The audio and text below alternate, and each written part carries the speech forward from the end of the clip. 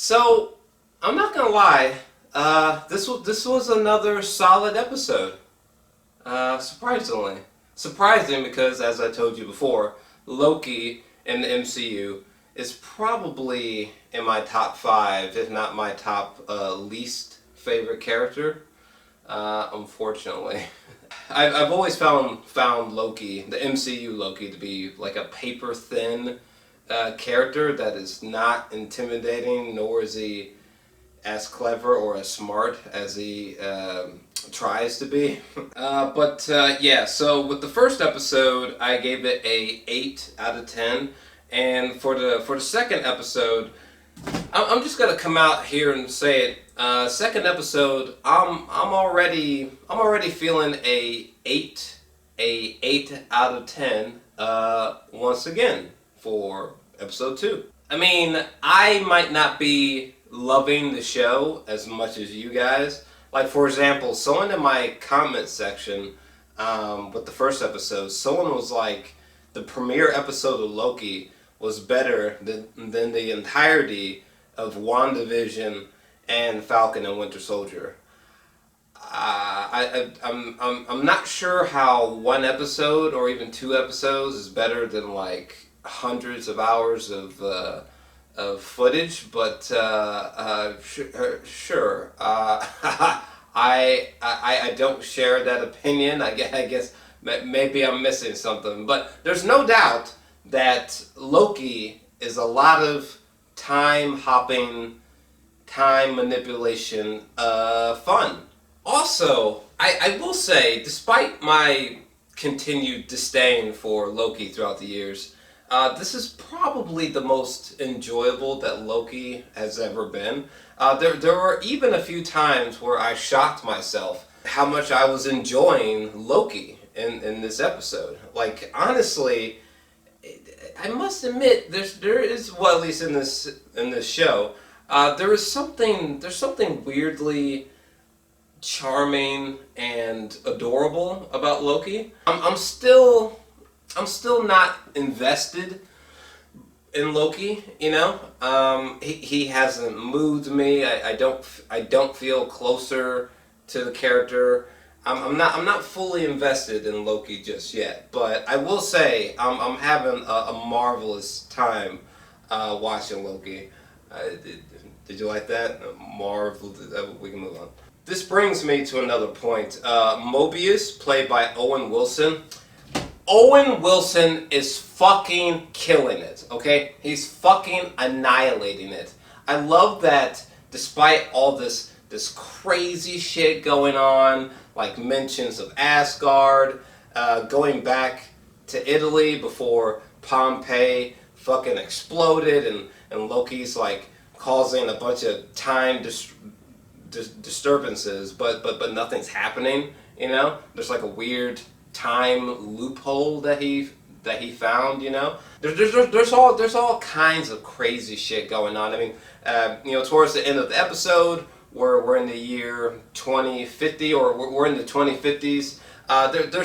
There's you know, Loki. He's making he's talking about this theory of his while he's ruining Owen Wilson's lunch, which is a fucking really pathetic looking salad. There's all kinds of shit going on. But despite that, Owen Wilson, he's playing it straight, he's dead serious, and he is just so wonderful in this role. Like, Owen Wilson is for the people that did not grow up on Owen Wilson, all I gotta say is, wow. I still think that he's macking on that one chick, Ravonna. I feel like he's got like a secret crush with this chick. I have a sinking suspicion. Ooh, I'm not gonna lie. So the character Hunter B-15, there was a great little clever plot twist when we arrive at that store in the 2050s. You know, Hunter B-15, she's like, well, Loki, he's got to come with me. And Owen Wilson's like, oh, we'll hack. But then, come to find out that Hunter B-15 was actually, secretly, was this, you know, this alternate timeline variant Loki in disguise. And so this whole conversation between present day Loki and this alternate Loki, who's like, taking on shape shifting forms. The conversations between the two of them was great. There was definitely a lot of cheeky, well-timed, clever bits, witty bits of dialogue there. Nice.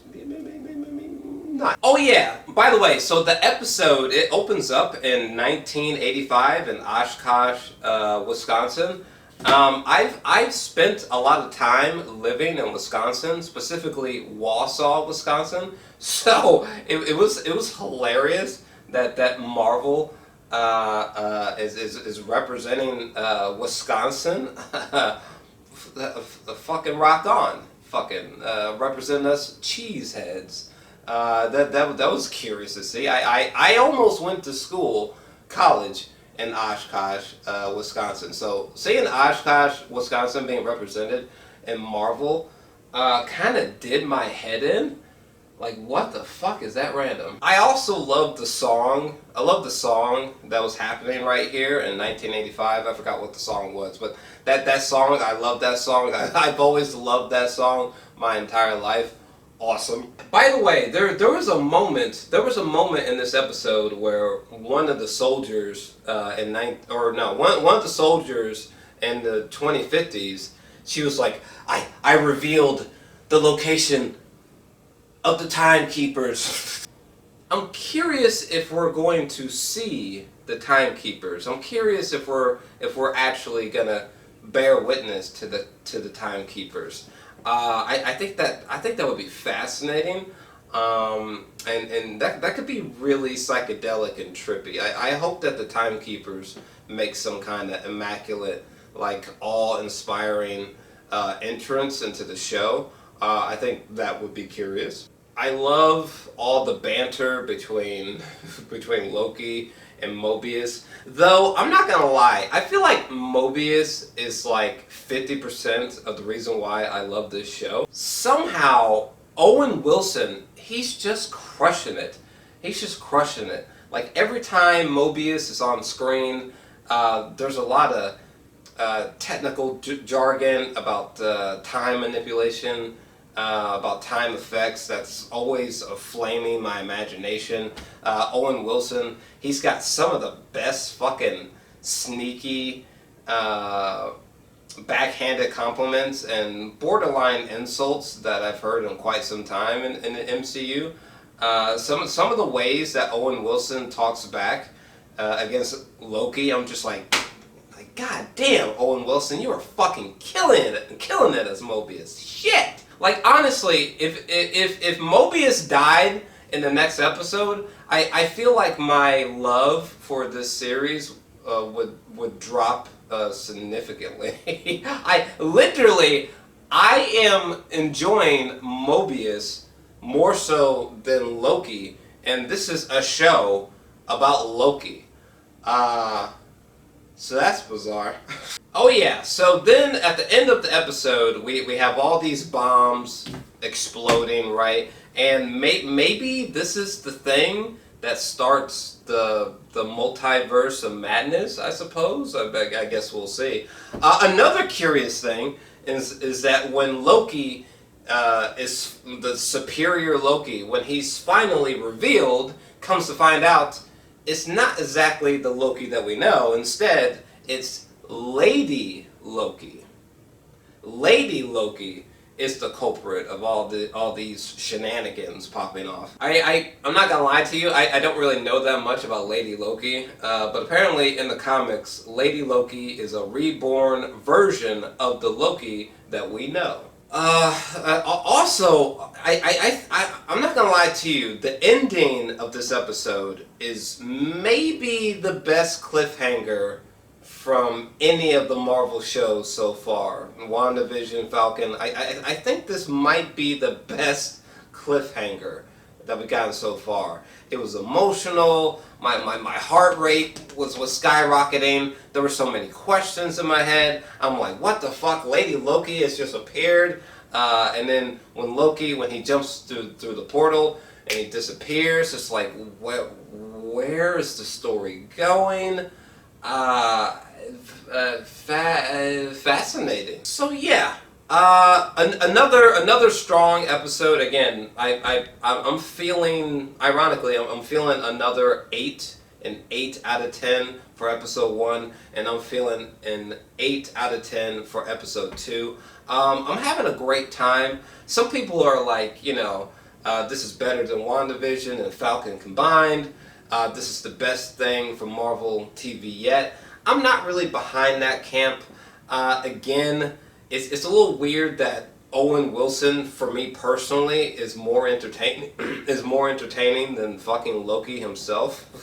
And all of the time effects, all the time manipulation stuff, all that's fascinating, but it's not like they're flexing intricate intellectual narrative muscles of the likes that you would see in Shane Carruth's Primer, or Christopher Nolan's Tenet or Inception or something like that. You know what I mean? What they're doing with time, there's no doubt that it's trippy, but it's not exactly blowing my socks off, okay?